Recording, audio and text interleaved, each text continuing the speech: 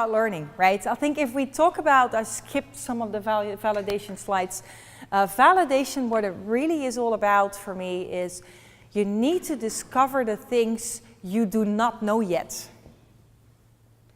And that's very hard to discover the things you do not know. Because all the things you know, you took them into account and you built them into your plans, right? Or in your business models, or in your products. They're in there. Those are the things you know. But there's so much out there you do not know. And that's why you want to do validation, because you want to learn as many of the things you do not know yet, so that you can change your product or adjust your model so that it will work, right? Because it's so annoying if you came up with something like, oh shit, didn't think about this stupid little thing, and now my whole product doesn't work, right? That's what you want to prevent happening, right? It's the fail fast thing, right? You want to explore that early on.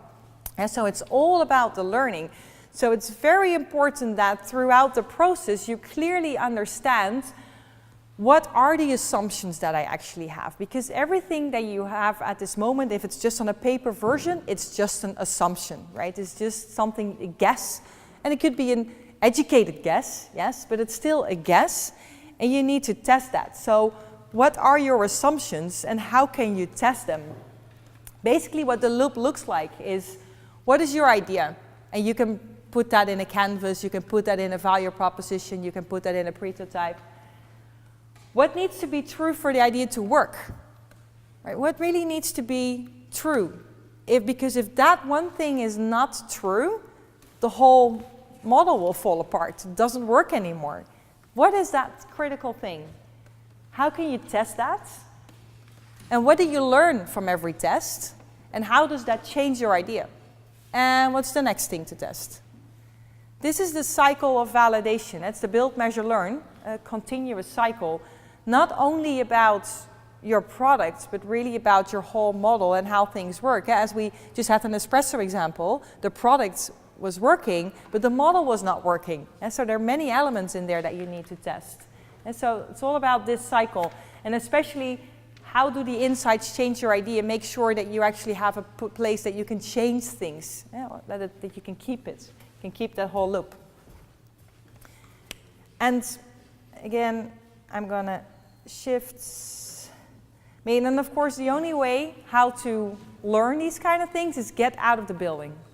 Only option, right? You cannot learn by sitting behind your computer. That's not what you can learn. It's get out of the building.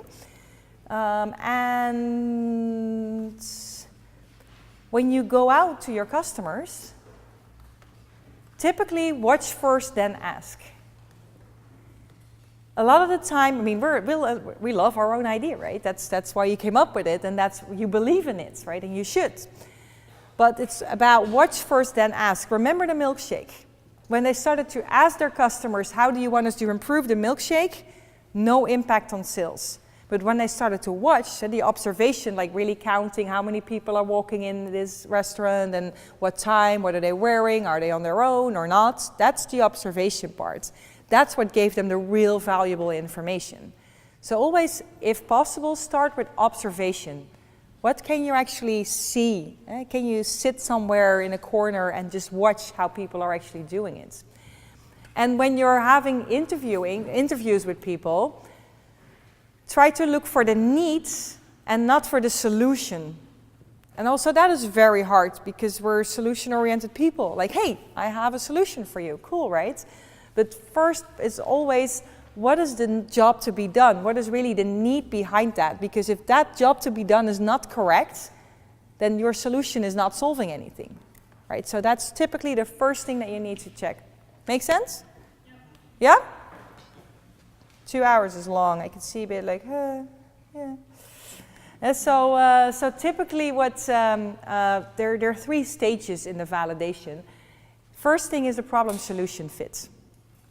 If that doesn't exist, well, you can stop your product, right? Because there needs to be product-solution fit.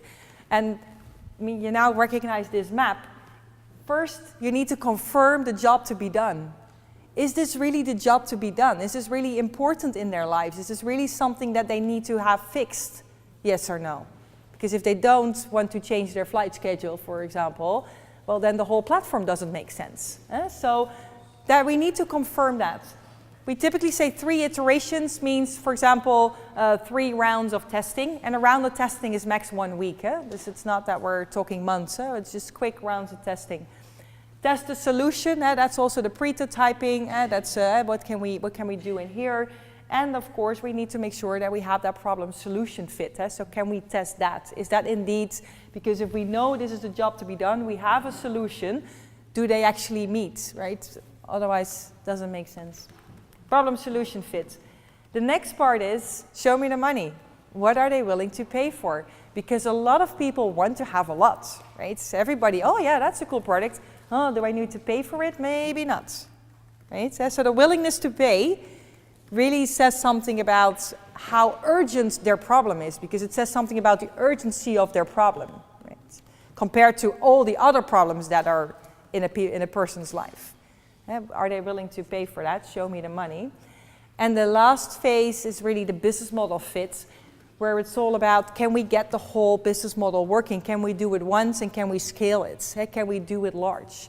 Because like the lamp, for example, that we just had from Estonia, the little lamp, that didn't work in the business model fit because he just couldn't produce it. That didn't work the way it was set up that way. So the business model fit was not there. So that's an example of the product solution fit.